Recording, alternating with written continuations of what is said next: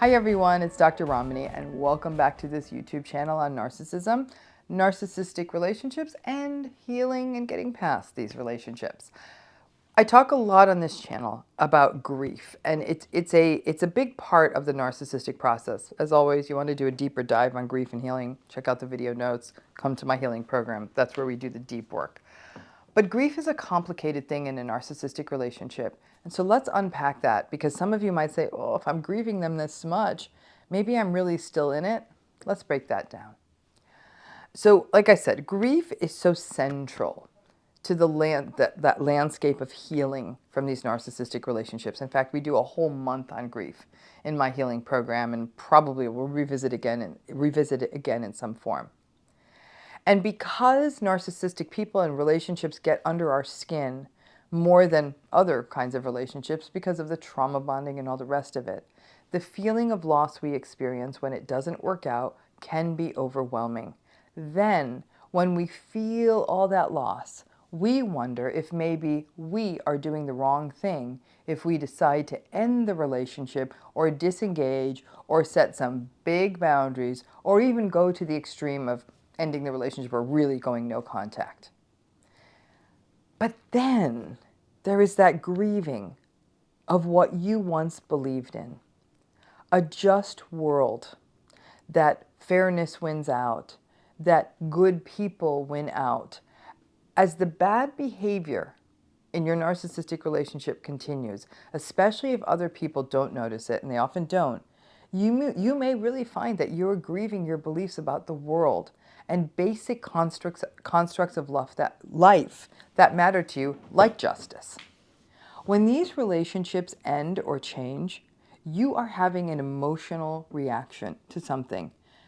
And it's probably not the loss of them from your life. So, what is it?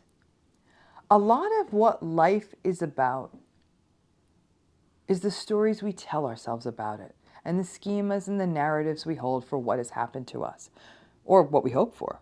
For some of you, that may be marriage and children, and you have a clear idea of what you want that to look like. For others of you, it may be a certain career, achieving a certain educational level, the home you'll live in, a lifestyle, the number of children you will have. For others, it will be the idea of belonging to something like a family, a community, an organization, or a group of friends. If they're yours, the hopes and things like that, they are important hopes, they're important aspirations. And these larger hopes and schemas are really what can be the issue. Because the narcissistic people become part of those schemas. They are your spouses or partners or fiancés. They are your parents or grandparents or extended family. They are your siblings. They are your mentors, bosses, or business partners. They are the members of whatever community matters to you. And because they are part of those systems, that means changing up your relationship with them.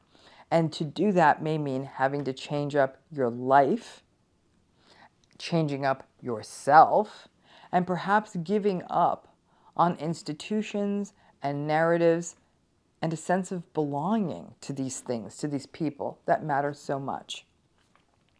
When you step away from a marriage or long-term relationship with a narcissistic person, you may be thinking, thank goodness I am getting out of this manipulative train wreck. But in the same breath, you are grieving what you had hoped for. Someone to grow old with, someone to share a family with, to share a life with or a history with. The grief is often about those schemas, narratives, and hopes, not necessarily the person. And that can confuse the hell out of you, because that narcissistic spouse or partner seemingly was the marriage. It's important that you understand the difference, because it is easy to confuse the grief about the loss of those things that matter to you with the idea that you are actually missing this person. It absolutely makes sense because the two things are so stuck to each other.